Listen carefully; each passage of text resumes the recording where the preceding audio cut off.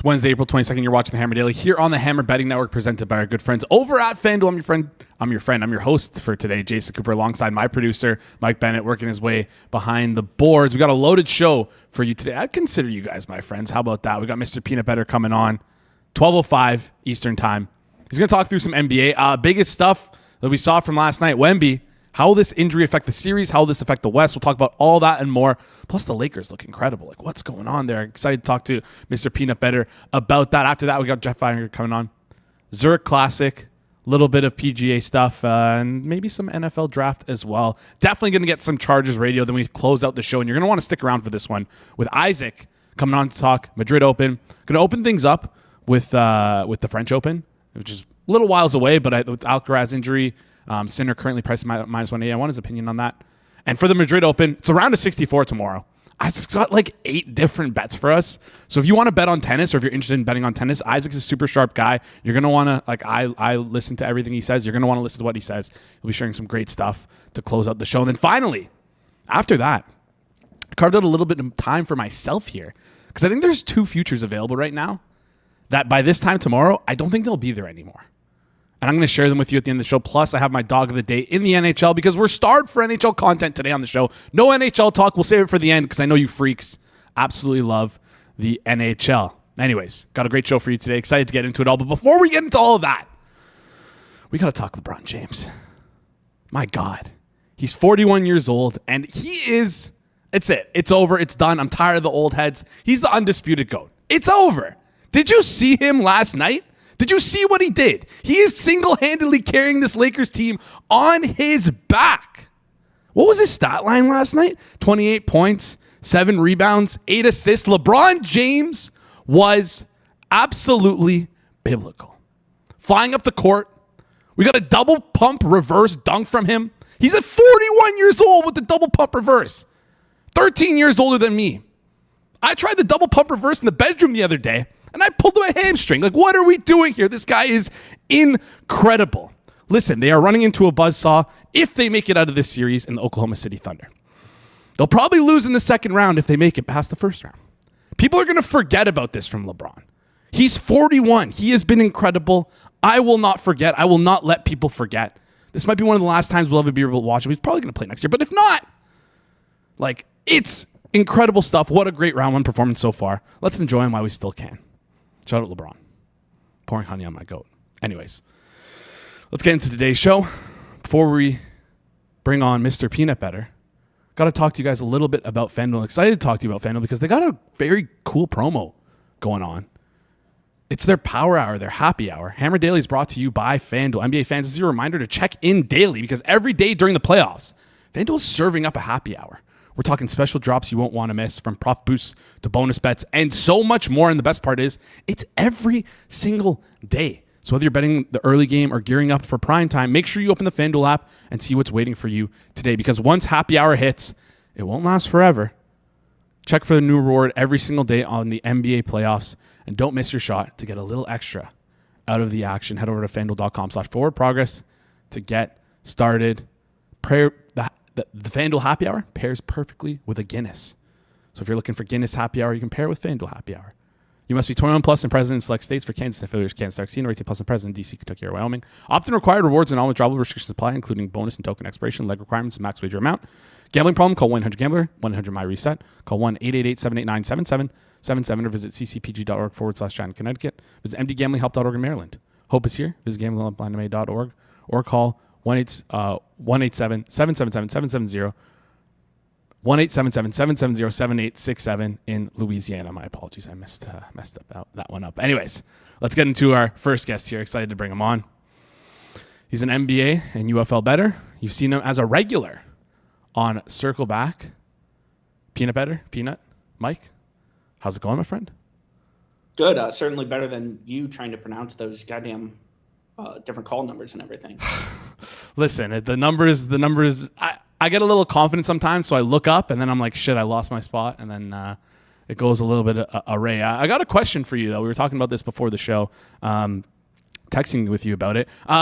Chat, I want you guys to chime in here. Is it origination or is it making a bet? Like what is this new term that you've come up with? Because you texted me, I said, let's try and get a prop for today. He said, yeah, I can make Peanut. You said, yeah, I can make one. Is that the new term? Is that what the kids are saying nowadays? Not a fancy I'm not a fancy word man, so I just come up with numbers and then bet those numbers. All right, you're a numbers guy. I guess I'm not a numbers guy the way I spit those out in the disclaimer. Anyways, let's get into today's show. Biggest question on everyone's mind. What is happening with Wemby? Suffered a concussion last night in the Spurs Game 2 loss. We know that he needs at least 48 hours from the concussion to be, I believe, to start practice and be cleared.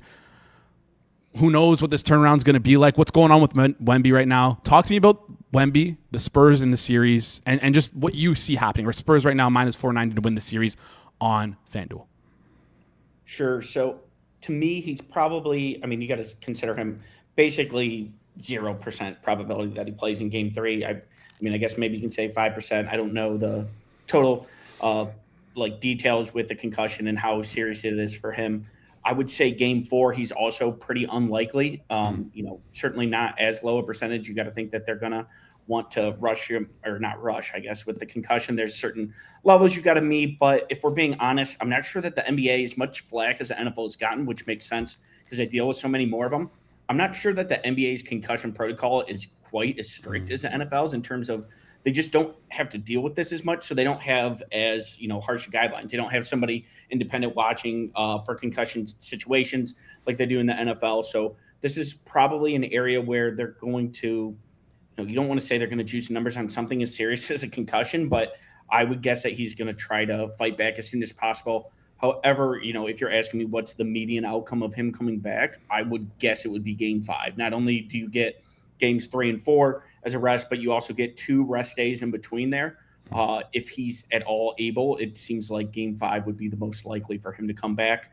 And at that time, San Antonio, during this next 2-game spot, is going to try to, steal one of these games in Portland, come back, have it be, 2-2 going into Game 5. You have 2 of 3 at home with Wemby back.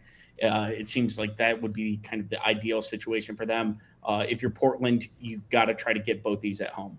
Yeah, for sure. Portland needs to pick up these 2 wins. This is like their only. This is like the best opportunity for them to capitalize on this. Like you said, Wemby very unlikely to play in Game 3, unlikely to play in Game 4. Likely return is Game 5. But let's play this scenario and had Portland wins 2 games. They're now up 3-1 in the series, and Wemby's back, but they have 2 opportunities to, 3 opportunities to sort of win and get out of here. Does that concern you at all for this Spurs price? Would you ever be willing to take a stab on this Trailblazers team, whether it be to win the series? Would you kind of look for a derivative market and maybe take a stab at like the Spurs to win 4-2 in the series, 4-3 in the series? Any terms of series prices that you're looking at for this series in particular? Yeah, of course you're going to look at Portland to win in a shorter amount of games compared to if the longer the series goes, the more it's the Spurs' advantage, just because of the chance of Wemby coming back and playing a higher percentage of those games. I will say, San Antonio's still a 1.5 point favorite going into Portland tomorrow. The chance that Portland does win both these games isn't very likely. Considering that not only is San Antonio going to be they get some zigzag effect here of losing the last game. They're going in, they're going to throw, basically everything at Portland in this series. Any kind of wrinkles, anything that you have, if you're San Antonio, you want to throw it out right away to steal a game here. So, obviously the people making the markets are also aware that Portland is more likely to win it. I think you basically just want to go out and kind of plan it out game by game, what you think the probability of him coming back in each game is, and how much he adds to the spread or how much he changes that. There's going to be a lot of disagreement between the books in the specific series prices when you're talking about like team to win 4-3, other team to win 4-2, kind of those correct series scores. If I was a little bit more motivated, frankly, I would go and try to find off-price lines between the different books at those specific series prices. I don't think they look too bad on your account. And like I said, there's going to be tons of disagreement based on when people think Wemby's coming back, things like that. So that's where I would try to attack. Yeah, Blazers right now to win the series plus 360. But if you want to take a stab at them, minus 1.5, plus 490. Trailblazers to win the series on the handicap, minus 2.5, 16-1. If you want to take if you're feeling extra cheeky there. I want to turn this over to like a more of a discussion in the Western Conference in totality, because like, again, Spurs, if they don't have Wemby, they're obviously aren't as good of a team. Wow, shocker. But when I saw that Wemby injury, and I'm worried about concussions and the risk of re-injury with concussions. I know it's obviously hard to get re-injured in basketball, getting another concussion, but like I instantly thought about, all right, there's some markets out there on FanDuel where it's to make the Western Conference Finals, not to win the Western Conference, to make the Western Conference. And I looked, Nuggets right now are plus 190, Wolves plus 660, Blazers obviously 20-1. Teams to advance the Western Conference Finals. Are those interesting to you at all in sort of like a, it feels like they're not pricing in, I don't want to say they're not pricing in the Wemby injury, but like, let's say the Wemby injury is serious. Feels like they're not pricing that in. Would you ever take a stab at either the Nuggets, the Wolves, or even the Trailblazers to advance the Western Conference Finals? So I think that in these situations where it's, you're kind of betting on tail outcomes here, the higher the odds, or the, more plus the odds are, the more it works in your favor. For if you're someone like Minnesota, Denver's going to have a decent chance of beating San Antonio. Obviously, the chances for Minnesota are significantly less. So like the upgrade from, or the advantage that you get from going from San Antonio to Portland is bigger for Minnesota than it would be necessarily for someone like Denver. So if you are going to go that route, I would look to kind of target these tail outcomes a little bit more than I would Denver, who, might not necessarily be as impacted because they can beat San Antonio anyway. So if you're targeting those tail outcomes, I would say that, kind of looking at Minnesota, Portland, those are the teams that are going to be more affected by a Wemby injury than someone like Denver is. All right, I want to extend that a little bit more because, like, listen, this isn't me that's talking all year on this show, even on the playoff extravaganza. You've mentioned it. Tons of people have mentioned it. OKC to win the championship. You got to be loading up on it. They were minus 120 before yesterday on FanDuel. Wemby gets hurt, and my first initial reaction was, okay, I want to go check what the their odds are, how much they've moved for OKC to win the championship. It's only minus 130, and like you kind of pair that with them playing tonight as well. Obviously, that's not going to affect their odds too much, but it's one more win that they'll likely get tonight that will sort of probably affect their odds. Were you shocked at all seeing OKC only move like 10 cents with the Wemby injury? Like taking out a team as good as San Antonio, again, if they do lose, this is like a big shock to them. Like, do you think that it maybe should have moved a little bit more? Are you loading up a little bit more on OKC, or is this kind of like a nothing burger, just ho-hum as it is with OKC? Keep loading. Yeah, no, I don't think it's a super large effect because you got to think the probability that San Antonio loses to Portland only changes so much, and then the probability that they were going to face OKC anyways was only so high. So, to me, 10 cents makes about the right amount of sense if you're OKC facing them, because the probability that they were playing San Antonio only changed so much based on this injury. So I think that makes sense. There is a level of the more games that San Antonio is forced to play, the more they get kind of worn down here. And by the time they face OKC, but the player that you want to wear down the most won't be playing in the game. So I guess that changes it some. So OKC, to me, is still a very good bet, but I don't know if Wemby's injury really changes it that much, to be honest. All right, let's get into the next the next couple games we watched last night. Another big underdog upset we saw was the 76ers being the Celtics. You mentioned it before, the Zig Zag theory. We talked about it on this show with Noops, and so Zig Zag theory is sort of dead. But is it back? We have four of the 6 series right now that have gone to 2 games. Are all squared up at 1-1. Do you think the Zig Zag theory is back? Or am I just looking too deep into this stuff? I think that's kind of the beauty of this zigzag angle is we don't totally know what it is, how much of it's coaching, how much of it's effort, how much of it is home court. So like the fact that, people are like, oh, zigzag, it's less impactful now. And then of course this year it bounces back. To me, on these things, you want to zoom out as much as possible. Because you just don't know what the causing factor is for a lot of this. And I can speculate that I think it's coaching primarily, but I don't know. I really don't. So I think that a lot of this is like, it's really speculative on what percentage of it's real. And I would try to zoom out as much as you can and look at kind of game effects and also look at how lines are changing and according to Zigzag. So you don't have to think of Zigzag yourself. You can look at what the market is reacting to and how much they value it. So I think that like you could honestly do a 2-hour discussion on Zigzag and what the impact it is, how much it affects home teams versus affects away teams. Does it affect favorites more than dogs? Things like that. So I think it's super interesting. I would say based on this year's results, I wouldn't take any major takeaways. I would just try to zoom out as much as possible. Results-oriented thinking me says Zig Zag is back. If you look at the market, it's saying no chance. Zig Zag is not back based on what we saw. The prices from last night's games and the prices for tomorrow's games as well. In the other vein, sticking to last night for just a little bit longer here. Lakers won again. Quickly, how hard is it going to be for the Rockets to come back down 2-0? Are they live in this series? Because, as the series goes on, Reeves might come back, Doncic might come back, and things might get harder for this Rockets team. Talk me through what you think of this series. I don't think they're dead yet. We wanted to claim the Magic were dead after they lost that first game to the 76ers. We want to claim teams dead all the time. I thought Minnesota, when they were getting absolutely destroyed by Denver in game 2, I thought, Wemby or Ant's just too injured. It's just probably not their year. And then they come storming back. So I'm not going to declare the team dead yet for Houston. They're still playing a pretty limited LA squad. But man, they look lifeless. Ime doesn't trust Reed Shepherd at all. He doesn't trust a lot of his bench. He's playing guys a ton of minutes. KD's coming back from a knee injury, playing like 40 minutes a game already. So I don't know if they trust their roster very much. I don't know if they have a lot of different creators. And then I don't know if Ime's done a great job of kind of creating those 3-system buckets. So I'm not going to call them dead, but it looks like, it looks like the life has been taken out of this team. But we've seen a team come back home, look completely out of it, come back home down 0-2, and all of a sudden they've kind of had their feet back. So I'm not going to say that it's over yet. All right. Rockets right now plus 104 to win their series. I believe they're like, what are they, minus 300 to win the game, which is not tomorrow. Or sorry, it is on Friday. Minus 420, to win their game on Friday against the Lakers. 10-point favorites there. Let's move over and talk the games for tonight. Oh, quickly, Chosen Sports just saying the Rockets are just ass, so maybe that's their issue. Anyways, let's talk about the games for tonight. We got 2 games on, Magic and Pistons. Pistons look to bounce back after game 1 and reinforce my zigzag theory. Not my zigzag theory, but the zigzag theory. Minus 8.5 right now on the spread for the Pistons. Totals at 218.5. Then in the other game, we have the Oklahoma City Thunders taking on the Suns. OKC minus 17.5 point favorites. Massive favorites. Totals at 215.5. Talk me through tonight's game. Anything you like?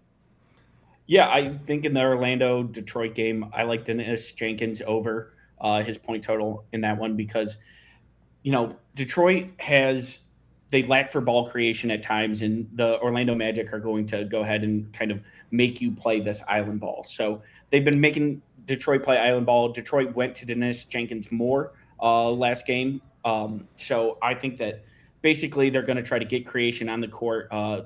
Orlando's way they're going to beat you is they're going to basically, play island ball, make you play a rock fight game, kind of barely outscore you. If you're Detroit, you want to get as much ball handling and shooting on the court as possible in order to spread them out and kind of make that happen. So Detroit last game played Dennis Jenkins a lot in the second half compared to the first half. I think that they saw something and thought they needed to adjust by playing him more. So I like his point total over. All right, we like Dennis Jenkins point total over for tonight's games. Any opinion you have on the side or total? Gun to your head for both these spreads if you have to pick one. Pistons minus 8.5, OKC minus 17.5. What you got? You're not throwing in the total as well. So gun to your head, side total for both these games. Who do you have and why?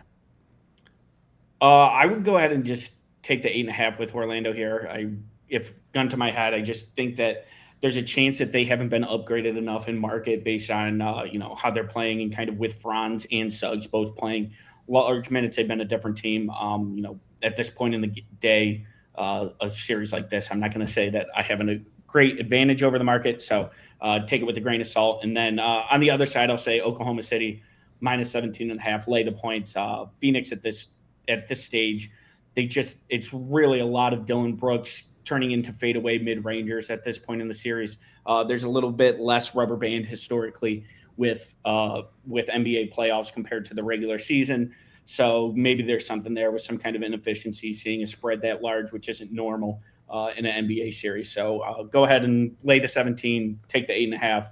Again, taking this with a grain of salt that I don't know shit. Yeah, fair enough here. Don't worry, we know that you don't know shit, but we do like the Dennis Jenkins over 6.5 minus 130, which is available at FanDuel. Peanut, appreciate you joining the show. You can follow Peanut Better at Peanut_Better on Twitter. One more thing.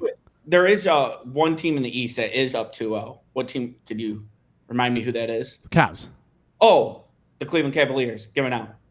Who's been giving them out? You have, but like they're not yours. They're right, Kirk's. right. What are you talking about? Your hometown Toronto.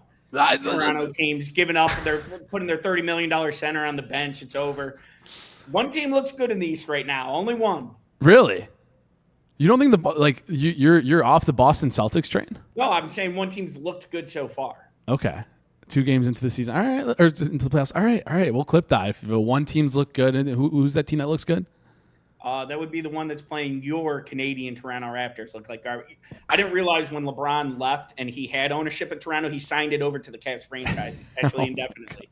Here we go. I cannot wait to clip that if the Celtics end up beating the Cavs because, you saying that they're the only good team in the East, like that is the only team that looks good right now. But we're gonna cut out the right now part. We're gonna cut that out. Like that's the beauty of editing. Anyways, Peanut, appreciate you joining the show. You can follow him on Twitter at Peanut_Bettor. We'll talk soon. Go Cavs. Great stuff there from Mr. Peanut Bettor. Piping the Go Cavs. He didn't even make that bet or originate. What do you want to call it? It was Kirk Evans. Give Kirk his flowers. All right, let's bring on our next guest here in just a second. Before we do that, we're gonna be talking NFL draft with Geoff in a second here. But if you love our watch along content and you love the NFL draft, you're not going to want to miss out on this one. This Thursday, 8 p.m. Eastern Time, the crew at Forward Progress is going to be live for a special NFL first round watch along of the NFL draft on the Forward Progress YouTube channel. Rob, G-Stack George will be hosting. I'll be there with them producing. And we've got a lineup of special guests dropping in throughout the night, including Geoff Fienberg. We'll be breaking down every single pick as it happens, talking strategy, and of course, getting into the best NFL draft bets. Shh, wink, wink, nudge, nudge. Makai Lemon, under 15.5. So lock it in Thursday, 8 p.m. Eastern Time, live on the Forward Progress YouTube channel. Don't miss out. It's going to be a great time. You're going to want to tune in to the live draft watch along. All right. Excited to talk to our next guest here. It's good to see him on Monday. Always puts a smile on my face. Charger superfan, golf aficionado, and I'm shocked no one gave him shit for this, but someone who struggles to wear headphones. Geoff Fienberg. How's it going? I don't know. That thing's a beast, Jay. These guys? Yeah. All right. Like, listen, before I was suspended here, we had our the Masters extravaganza, which went incredible. Super happy about how it went. But I couldn't help but notice throughout the entire show, you were really struggling with these guys. I don't know how you wear those. It's 2026. What do you need that for? Just get some buds or something. I like them though. They're comfortable. It's like a warm hug for your head. Like I don't know. It's just the entire show that you were just like. This is the longest I've ever had facial hair in my life, and like seeing it on this angle, like it's gotta go. In the Masters picture. No, right now. Right now. Looking at myself on this shot, like, oh. Let me get another look at this. Sorry, one sec, Mike. Bring this up for me. I want to see how he looks here. I think it looks good. You honestly got like a little bit of a Fidel Castro kind of vibe right now with like the beard and like the green hat. It's like it's pretty good stuff. I don't hate it, Geoff. I don't hate it. Castro vibe. Yeah, the green hat. Yeah. Anyways, all right. Okay. Let's hone it in. Let's bring it in. Good sign. Good sign for the people watching at home. When we go off the rails with Geoff, that usually means it's going to be a good. You want to know something, Jay? I actually didn't tell you about this. I like to think of myself as a sophisticated square. How the NHL playoffs started on Saturday, right? Mm-hmm. I have hit a parlay every single day that's paying like 4-1 or above or just under. This is where the square comes in. But the square in the sophisticated square has been crushing it. I don't care about like really hockey. Obviously I can see like the games are awesome. And like when they're fighting in the first 5 minutes, it's kind of annoying, but like it's intense. But let me tell you what I've been doing every single night, every single game. I parlay. Will there be a goal in the first 5 minutes? No. There has not been a goal in the first 5 minutes of any game this entire playoff. So now I'm sharing it. It's like bound to go down right off the bat tonight. But Saturday at 3 games and then every other day's at 4 games, I haven't lost one yet.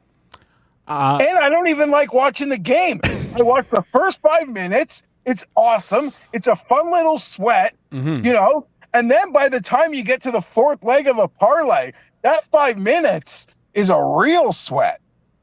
Yeah. Like I'm outside having a butt, listening to some like 22-year-old with 8 YouTube viewers, like doing his own play-by-play.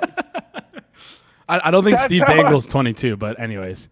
No, I don't. That's not my style. Neither is it mine. I'm Yeah. not saying I never watched that if but like that's not yeah. Like I'm too cheap to find like an actual stream of the game. So I just went to YouTube and found some like kid, like I always find some kid doing his own play-by-play. That's how I sweat the last leg. That is a psychotic way to sweat something. It's the kid play-by-play, the mutant play-by-play. I was in one with one viewer, and it was me. Do you let them know that you're sweating this or no? What? Do you let them know that you're sweating it? No, I'm not. I'm not leaving a comment. I'm just like, trying to like, let's go. Let's get through this 5 minutes. Listen. Well, last comment on this, then we're gonna move on. Ultimate scumbag move. Not even leaving a comment. You don't even like the video, and they help you sweat. Like that's crazy. I hadn't even thought about that. You gotta at least support them if you're gonna sweat it out with them. So hopefully I'll change. Honestly, it's some really funny people too. Bad YouTube etiquette from Geoff will change them. I can promise you that. Okay, that's fine. But I'm telling you, there has not been any. So yeah, the 3-gamer was like 4-1, and the other one like they're all been over 5-1. So it's bound to lose tonight. So play responsibly. Anyways, yeah, play responsibly. Also, I don't even know if I'm going to get in tonight. We'll see. I'm telling you guys this now. I'm getting out. All right. I'll tell you right now, bad YouTube etiquette from Geoff, but if you don't want to be like Geoff, click the like on the stream right now, and don't be afraid to comment in the comment section if you have any questions for Geoff regarding the Zurich Open or the NFL Draft to Chargers in general. Please feel free to drop it in the chat. Let's get into the Zurich Open right now. Only a select few markets available. Yeah. Outrights, top 5, top 20, top 10, and first round leader, which... There's top 20? There's top 20 on FanDuel. There is. Oh, yeah. All right. So yeah, I guess just like this is a little bit of a weird one. It's a 4-ball tournament. Talk to me what you like about it. Like who do you like here? Which pairings do you like? Who do you have an eye on? Talk me through this. Okay, so I have to stand for this event because even though it's a jobber field, Jay, I think it's like a really fun change of pace to have like a team event, like a real team golf, not like live, which is like fake team golf. I just think like we do 72 hole stroke play over like as many times as we do Monday Night Raw. I'm not even a wrestling guy anymore, but like we run a circus schedule. Why not once in a while change it up? God, RIP match play. God bless the new commish. Like bring back match play. Like desperate. But this is fun. But so Thursday and Saturday, everyone's going to play their own ball. That's where you're going to see like crazy scores, right? Like it's hard to make a bogey when 2 guys on the PGA Tour get to play their own ball on a hole, right? And you take the best score. So you're not going to see many bogeys on Thursday and Saturday, and you're going to see scores that like cross 10 under par. Like there'll be guys out there just on a heater, and the other guy's not in, the other guy's just taking over. You're going to see it. But Friday and Sunday, shit gets nuts. We do alternate shot. Alternate shot is probably the greatest form of golf. You almost wish there were more. I try to play it with my friends sometimes, but I don't know whether, they're just too cheap and they're like, no, I paid. I want to hit all the shots. I don't want to hit half the shots. But you will have the most fun, most intense afternoon of your life playing alternate shot with a buddy, and like the ups and downs that will bring on the friendship. It is truly incredible. Alternate shot, anything under par is probably a win, Jay. So you try to figure it out. Like, do you want 2 guys who have opposite skill sets who are going to like yin and yang this thing perfectly, you hope? Or, just 2 guys that sort of go about it the same way. You hope they're friends and they find a way to win. I will say, historically, it's been pretty kind to the top of the card here. When all but 1 year in this event, a member of the winning team has been either on a Ryder Cup or like about to be on a Ryder Cup or a President's Cup. I know what you're thinking. That's not like the greatest sign. Like we've seen a lot of mid to, golfers make those sorts of things at times. But it just sort of, in this field where like the field strength is so low and it truly is a jobber field, that does add the mid guy who makes a President's Cup team is like one of the best players in a field of this field strength. So historically, it has been kind to the top with some level of like team golf experience. But nonetheless, it's a really fun event. It's a jobber field playing alternate shot. It is like for the hardos. You know who it's not for? The pros and the model bros. Because this is really hard to model. Yeah. Right? It's an event that almost like for your daily fantasy, those guys, I mean, the hardcore guys that like to do that weekly and play like thousands and tens of thousands, they almost take this one off. Some find a way to like it. But, yeah, this can be a real shit show. And next week, we're going back to Trump Doral, the blue monster. We haven't been there in years. So this is like sort of this is, people almost call this like the spring break of golf. Like, take a week off. See you next week. We just had the Masters in the Heritage. As a true D-Gen and golf hardo, a jobber field playing alt shot. Like, I'm making a couple bets. All right, no days off for us here on the Hammer daily. Who do you like then outright? Like top of the board right now, Matt Fitzpatrick with his brother Alex Fitzpatrick. Like that screams like red flag to me. Is that like, are they brothers? I assume they're brothers. Yeah, it does scream red. Well, hold on. They are brothers. I don't know what would scream red flag other than the fact that they both won their last start. Matthew Fitzpatrick won the Heritage. Alex Fitzpatrick won the Indian Open in his last start. So who could be in better form? Europeans tend to play more team golf growing up. Now we got brothers. It's a lovely story. It's family vacation. Mom and dad are there. Great dinners in New Orleans. That's the other thing, Jay. You got to figure out, like, the wives are friends. They're just making a vacation out of it, going to fancy restaurants. Some of these guys here on a business trip, desperate to get a PGA card. The Fitzpatrick's top 10 plus 137 seems pretty safe with their form, but I'm not going to pick them to win. All right. You're not picking them to win. Who do you like to win? Well, I'm afraid of Brooks and Shane. That can go either way. I mean, Brooks Koepka, by his own merit, is on the cusp of getting like his spot back in elevated events because he's not allowed any sponsorships, exemptions, and he's got to earn those. And that's why he finds himself here. Shane Lowry's won this thing before. He's a very stable player. That's obviously a team to watch. The donation I've made this week, do not make this bet. I like to bet a combination of golfer number, guys who I think I can win. This is strictly, I am betting the golfers, not the number. That's not a thing to do. This is as square as it gets. I'm betting our boy, Jay, Yaramalaju, Shooter Shan Yaramalaju, the Canadian Ryan Griffin at 18-1. I don't feel great about it. Let's go a little further down the board, though. We can find some value because the guys at the top have all shrunk. I'm on Brennan and Kiefer. They were once 30. I'm not going to bet them at those current numbers. But take a team like Andrew Putnam and Austin Smotherman, available at 48-1. At a very popular, made-for-TV sports book. I think that's 9-1 on a T5, maybe like down to 380 on a top 10. This is the yin and yang approach. One guy that can be, very lights out with the approach, with a scorching putter. You hope they get on the same page there. But going down the board, that seems like a very fair bet. Going further down, a couple of bombers from Sweden, Jesper Svensson and Patrick Neinholm. That's a team that I've bet 75-1, but I'd probably look to pare that down. Shout out to FanDuel for having the T20s. I actually wasn't even aware of that, so that just shows you what an amateur I am, because there's only 73 teams here, Jay, and only 33 are going to make the cut.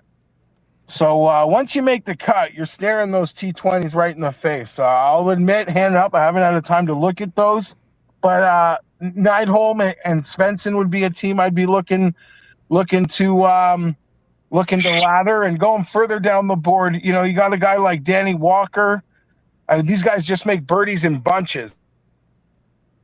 Yeah, these guys just make birdies in bunches. One of the of all the other guys in the top 30 birdie or better rates in the field are all under 30 to 1.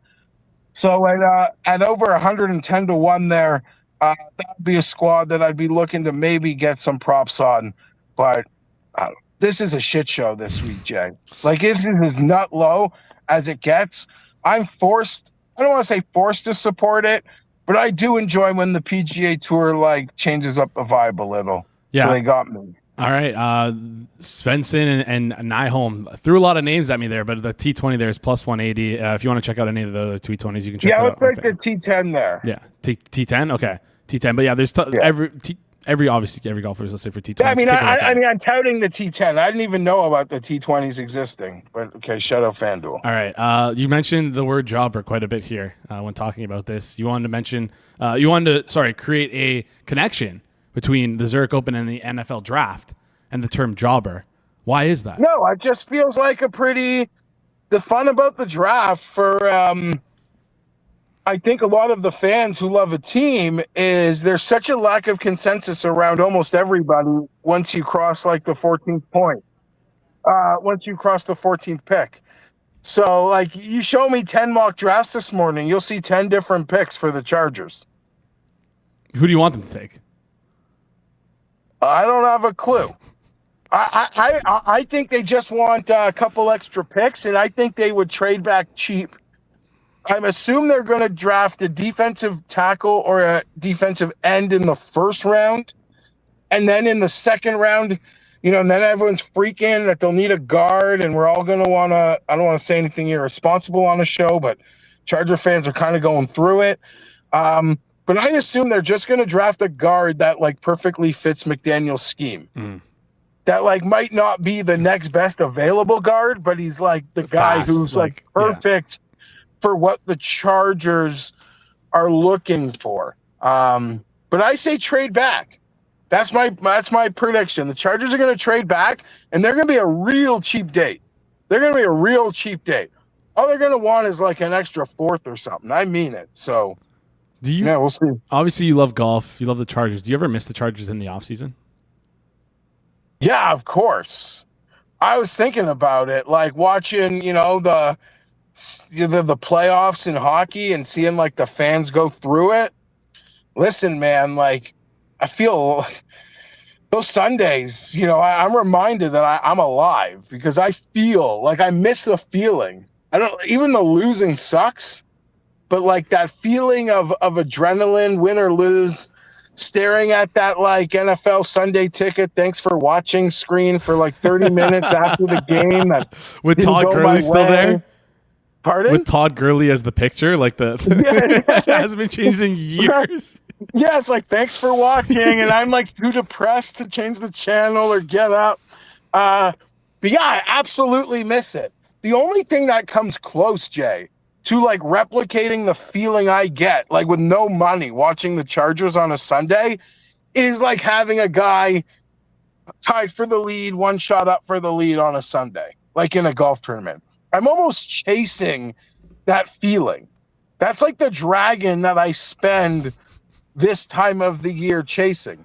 But I love the draft. I just love it. I love it. People who knock it, it's just such a great theater for me.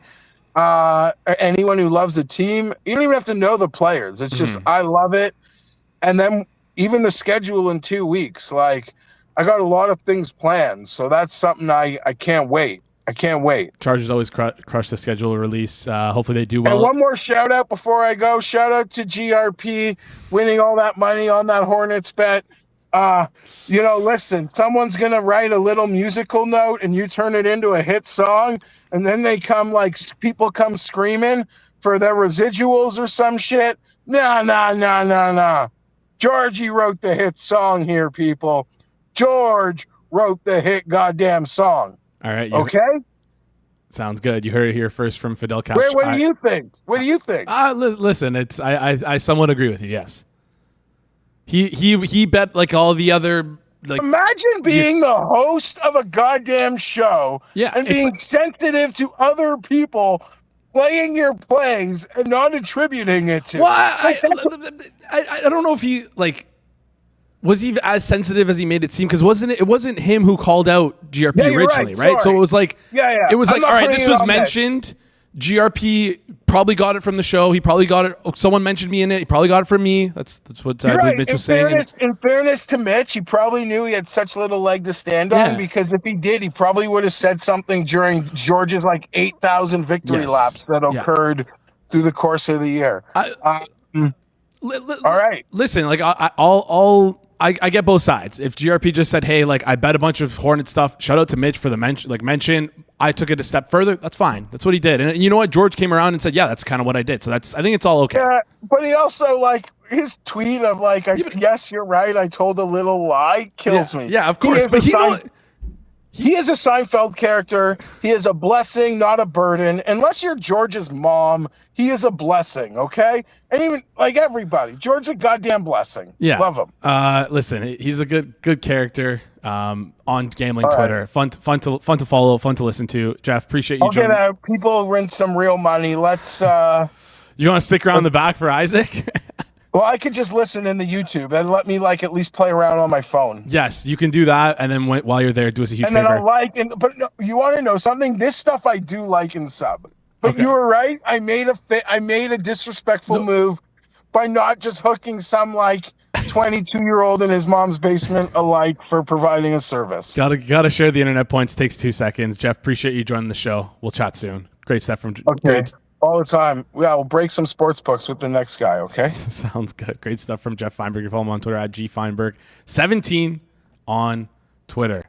Love the Fidel Castro look there from Jeff. Pretty funny stuff there. You'd think that he is Justin Trudeau's father, by the way he looks. Anyways, that's a deep cut Canadian conspiracy theory. That is a complete joke. Hopefully some of you got that. Speaking of the NFL draft, before we bring on Isaac, just want to quickly shout out the Forward Progress YouTube channel, because they've been doing mock drafts on the channel so far. Austin and Rob have done them. If you want to keep up with the NFL draft, if you want to prepare for the NFL draft, that's how I've been doing it. Go check out those NFL mock drafts if that stuff interests you on the Forward Progress HQ YouTube channel. All right, let's get into our third guest here and our final guest of this show. Excited to have him on. Hope he's doing okay. He's a little bit under the weather, we'll call it, I'm excited to get into it. Isaac, despite having a really cool job title, we're still unsure exactly what he does. He's a tennis whiz kid. Isaac, my friend, how's it going? I think he's muted in the background. Give us 1 second here, Isaac. We'll get you unmuted. It seems like you aren't muted, so we'll give Isaac a couple seconds here. I'm going to ask Isaac before he gets on, while he figures out the audio situation here, if he read this Ferris. What about now? Can you hear me? There we go, Isaac. How's it going? Okay, it's good. I did read the Ferris thing. Yeah, I much like Tyrese Halliburton, I actually have shingles right now. Tough one. Not ideal. I've also gained some weight. I'll attribute it to the shingles like him. But so not doing so well health-wise. But, the bets have been hitting. I got to say, I always feel like some anti-correlation there between your non-betting life and your betting life. And I swear to God, I've never run so hot in the last week as I have. So almost didn't take my meds this morning to keep it up so I could keep winning. Oh, man, that would be almost as crazy as climbing a tree to get a bet in. But yeah, you like the articles. What were any general thoughts from the superlatives articles? It's kind of making its rounds on gambling Twitter. Yeah, as someone who occasionally writes myself, I think. Horrible time to lose Isaac there. Horrible. What? We got him back. What's happening? We're good. You had a little freeze there. Okay. I thought you were sorry. You're yeah, good. the internet was bad. I'm in my mom's office right now. All good. I think, in an era of short form video content, writing, especially some longer form stuff, is always appreciated. So shout out to Ferris for doing that. I think it's a good read. Did poke some fun at me, but unfortunately in my weakened state, I'm not really able to stand up for myself, but I'll take it. It's a good read. People should check it out. Yeah, I heard he maybe poked fun at me as well, but guess what? I didn't read it. So there it is. I'm kidding. I did read it. That's a bit. Rob dropped a video on, or is dropping a video on it later today. I had the privilege of watching it early because I have access to the Backhand YouTube channel, and it was actually really good content. So highly recommend you guys check out the Circles Off YouTube channel if you want to watch it. It's going to be dropping later today. Let's get into things here. Before we get into the Madrid Open, I want to touch on the French Open because there's outright markets that are available here, and I know it's still a little whiles away. But Alcaraz, we saw the little wrist injury. We talked about it yesterday, or it's on his right hand. We talked about it yesterday with Drew. With the Elliott injury, does that like make you interested to bet on Sinner at all? He's minus 180 to win right now. Is that too rich? I'm confused. I thought he was minus 180, but I just pulled it up, and it looks like they pulled. Did they pull the mark? No. Like I think Sinner is minus. I'm seeing minus 125 on FanDuel to win the French, which seems like that is way off. That's what I'm seeing. If people can get that, I would highly recommend hitting that. I don't think it'll be there for that long. Is that what you're seeing too? Yeah, it's minus 125. So I didn't check this morning because I kind of just assumed it was going to be situated at the minus 170, minus 180, which was yesterday. Minus 125 is definitely off. So I would either hit that now or parlay any of the stuff that I'm doing and parlay all of your bets with Sinner minus 125. I think if you assume Alcaraz is out, which it seems like a pretty good assumption, fair is probably around the minus 145, maybe minus 150-ish. That's not the kind of bet that I generally like to hit, but yeah, minus 125 is definitely a good bet. I don't think it'll be up there for long. So maybe snag that one, people. Good little shout there. Sickos, please try and keep it around for a little bit because, I'm sure the people who've watched the show consistently know exactly what I'm doing. I'm betting that with Oklahoma City Thunder to win. You can get that at plus 218. And it's on the move right now. People are listening to that. Anyways, on the move right now as Isaac disappears and tries to go bet on it quickly. We'll try and bear through with Isaac's internet here. He looks like he's good. He's back. You're good now. You're good now. I'm good now. Sorry about that. You're just trying to click too hard on the minus 120 there for. Yeah, Sinner. I'm trying to click too hard. Exactly. I think So that's definitely a good one. And then we got a bunch of other tennis bets. Once again, in my weakened condition, the prep has not been up to par. I have not done my proper due diligence on a lot of these, but I think that is counterbalanced by the fact that because I'm in a weakened state, all of the bets are destined to hit. So I'm actually going hard on these. I love all of them. So you can put the list up or we can go through them. Yeah, I'll let you lead the way. Let's go through one by one here. First one you wanted to talk about is, listen, I'm going to butcher these names. So you go through the list because I'm just going to save myself the embarrassment. Yeah, first we got Fabian Marozsan versus Ethan Quinn, the American. I'm a fan of this one. I think it should be closer to about minus 150. Quinn, the American, not playing too great on clay. The conditions in Madrid are a little bit unique for a clay tournament. The altitude, the ball moves a little bit faster, kind of plays a little bit more like a hard court. So this would definitely be a lot higher if it was a traditional clay court, but I still think this is a little bit too low on Marozsan. Then we got Monfils. Last time he ever plays Madrid, he's retiring after this year. Carabelli is a clay court specialist, but once again, I think I like Monfils a little bit more here at 140, given that this plays a little bit more like a hard court. In my mind, this should be, closer to a pick'em. Giron coming back for a little bit. I think this should be a lot closer. I'm a little bit, once again, I haven't done my proper due diligence on this tournament since I've been injured. I'm pretty sure Giron is coming back from injury. Haven't seen him in a little while, but always keen to bet against Hanfmann, and plus 220 feels good here. Dimitrov, pick him here.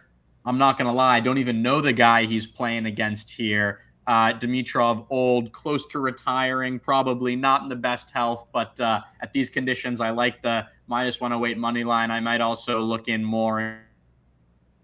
Isaac likes the minus 108 money line with Dimitrov. He's leaving us on a little bit of a cliffhanger there as he pops out. We should get him back here in just a second. I assume he's going to be talking about the set betting as well at the minus 1.5. But I would wait to click that and wait for Isaac. Am I not here? You're back now. You're back. So you're just kind of cutting in and out. I think it's a little bit to do with your internet. You cut out when you said you would also bet. I assumed was the set betting at -1.5, but yeah, exactly. Yeah, I'd also bet him at -1.5 or 2-0. That's plus. If we can get him at what is it? 1 sec. I'm just trying to find it here. Set. Anything above +200, I think, is good. All right, we're looking for +200 on that. Then next one you got is Adam Walton. Yes, Adam Walton versus Landalus, who's been hot recently, but these are pretty unique conditions. So I'm more inclined to take a flyer on some underdogs here, especially at Madrid. They've, I believe, historically performed relatively well. And then Buse, we're taking him against Arthur Feast, the biggest underdog of the card here. Feast has been playing some absolutely incredible tennis, and generally I would expect him to do very well here, but we're catching him right after a big victory. He's going to be tired, perhaps a little bit of a come down after that win versus Rublev a couple days ago. And then we got, for the last two, Cilic versus Fonseca. Same thing there. Fonseca's been playing incredible, but Cilic, these conditions are going to suit him. And then we're also taking Kopriva versus Rublev for the same reason as we're going against Feast here just after a long week and some unique conditions here. I'm happy to fade people who haven't been in the practicing here for that long. All right. Just a quick recap. That's Maro's. Just pull it up on screen. 8 bets here. Listen, the name Round Robin 42 on Twitter. You know what my next question is. How do we round robin these? How would you round robin these? Are we doing them by 3s, by 4s, by 5s, by 6s? I'll take a little. I think a little round robin by 3s here is certainly very fair, given that we got some big dogs in here. All right, we're going to go by 3s, and always, of course, bet responsibly. Be careful with these round robins because you're going to be placing 35 separate wagers. So make sure you do it within your means when you do it. But listen, Isaac, I trust you, especially in this depleted state, so I will be clicking that when we hop off. Before you head out here, I don't want to keep you on for too long because I know you're feeling a little under the weather. I know you're not doing too hot. But any other futures you want to talk about or share on this show? Yeah, I mean, I'll say I was on Lakers from the beginning. I don't know if you remember a certain message to the group chat telling everybody that they needed to get on Lakers series when it was +500 and +550 at some places. So I'll give myself a little shout out there. All the sharps were telling me there was no chance. And I got to say, what really pushed me over the edge is a buddy of mine sent me some LeBron edits. And immediately I started smashing the series price. I mean, they were going absolutely crazy. And FanDuel does have what I believe is best in market price on the Lakers to win the series now at -122. So obviously, not as good as +500, but they are up 2-0 now. So if you're looking to get on the Lakers bandwagon, up 2-0, FanDuel is definitely the place to hop on. It looks like Luka's not coming back this series. Maybe in a game 6, game 7, we get Reeves, but we got the GOAT. Who cares? Doesn't matter because it's not even going to get there. LeBron won't let it get there. Honestly, I was looking yesterday before the game. As I told you, I'm not feeling great, but all the bets are hitting. I was on both the Sixers and the Blazers yesterday, and I was almost going to get on the Lakers. And then I was like, you know what? What if we sprinkled a little Lakers 4-0? So your boys got a little sweat on Lakers 4-0 now. I think if you want to get on the train, FanDuel's the best price for it. I'm hoping for them. I'm a little bit ashamed to say that I do have some Lakers conference tickets as well for some very small amounts, but Don't be ashamed. I have Lakers to win the championship at very small amounts as well. They were outwards of 50 million to 1. Yeah, they were outwards of 600 to 1, which is crazy. Wrong. What are we talking about here? I agree. I literally texted Kirk. I said, enjoy your vacation. But then at the same time, this is April 6th. Why am I not clicking 600 to 1 Lakers championship? He said, because you're smart. Well, if Kirk obviously doesn't know me well because I'm not very smart and I didn't end up clicking it. So I will say I have almost identical messages with Kirk but it was about Lakers series. I was like, so are we on Lakers series for infinite or infinite divided by 2? I had a big debate with some very sharp people recently about whether or not LeBron or Austin Reeves was a more impactful player in the playoffs. And they were all trying to tell me that Austin Reeves was more impactful. And I was like, are you kidding me? This is LeBron James. So very happy to be holding some series tickets. And let's ride Lakers. Let's ride it out. Also, let's use results-based analysis. I'm sure LeBron was probably coasting. I'm sure LeBron was coasting through the season, the last 2 seasons especially, and that's probably affecting his number. These smart guys are modeling, and I don't know what the seasoning is they put in there, but maybe they're not adding enough of GOAT status, giving them the GOAT bump. Anyways, Isaac, hope you're doing well. Appreciate you joining the show through this sickness. Let's win some round robins tonight. Follow him on Twitter at Robin42. Isaac, appreciate you joining the show. We'll chat soon. Thank you for having me. Awesome stuff there from Isaac. Also, shout out to Winston. Hopefully Winston's doing okay as well. The sharpest cat in the damn game. All right. You absolute animals. You animals. You couldn't leave Sinner minus 120 for me. I'm shocked that it was there. Why didn't I check this morning? What a mistake. What a mistake. No, he was not at the library. He was at who? Mom's office. He was at his mom's office. Who is that? How does he have mod status? Good question. Investigating now. All right, that's hilarious. He can keep mod status. Seems like he's fine. Anyways, appreciate you guys joining the show. Before we head out, I told you guys there was 2 futures that I liked and 1 bet that I liked for today. Let's talk about the futures first. I don't know how long these are going to be here for. We talked a little bit about with Mr. Peanut Butter, but listen, it's just everyone's talking about it. OKC to win the championship. I'm trying to get in as much as I can. Minus 130 right now. I'm worried about it moving a little bit more as the games go on. If you're worried about the Wemby injury, if you're worried about OKC moving tonight, I doubt it'll move the line that much, OKC winning tonight, but I want to load up on OKC to win the championship, so I'm taking them again tonight at minus 130. Also, this might be your last opportunity to get the Senators at a really good price, or you might be able to get them at a better price next game after they play. But Senators right now to win the East, 14-1 on FanDuel. Listen, that's not a really great number. If you shop around, you can get a much better number, but our friends over at FanDuel will allow you to parlay this with OKC to win the championship, which you can't do on many other websites. So if you like that, parlay those 2 things together. I love the Senators to win the East still. Same reason as I talked about with Alex Moretto earlier in the week. Price, again, on FanDuel 14-1, a little bit steep, but you can find better numbers out there. I really think the Senators still have a shot in this series. They're only down 2 games. If they can beat the Carolina Hurricanes, they have a great path to the Eastern Conference Finals. Plus, Tampa's looking a little bit weaker than I think we expected coming into this playoffs.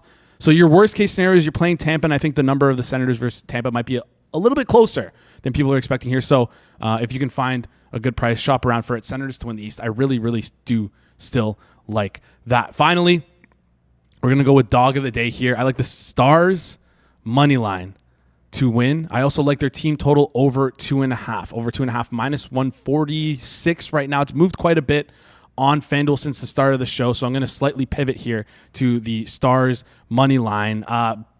Before I jumped on here, looked at BetStamp Pro, wanted to bet on the Stars money line, found that their team total was one of the best in market at minus 130. It's now since moved, so we're going to go back and we're going to talk about the Stars money line here. I just think they're as good of a team as this Minnesota Wild. I think they've been able to generate a ton of shots in the slot, in the high slot in particular. I think Minnesota's been a little bit weak there, leaving that part open. I like the Stars tonight. I like them to win this game. You can get them at plus 105 on FanDuel. Dallas Stars money line. The over 2.5, listen, I liked it a little bit more. It was there on the screen. We'll play it at the minus 146. It was minus 130 earlier, but we'll play it at that minus 146 as well for full transparency with you guys. Anyways, appreciate you guys joining the show. Let us know what you're betting on down in the chat below. After this video is over. If you're watching this after that, let us know what you're betting on the NHL, because we haven't talked NHL today. I want to see you sickos before the games start tonight. Comment what you're betting on in the NHL. Shout out to our good friends, and big thanks to our good friends Isaac, Geoff, and Peanut for coming on. Shout out to you guys for tuning in all the way through, and then shout out to Mike keeping it clean behind the boards. Thank you guys for watching. Reminder, before you head it out, like, comment, subscribe. Does so much for us in the algorithm. And of course, Circles Off video dropping later today. You're going to want to check it out. I watched it already. It was really good stuff. I'm Jason Cooper. This has been the Wednesday, April 22nd edition of the Hammer Daily here on the Hammer Bang Network, presented by our good friends over at FanDuel. We will see you guys right here tomorrow.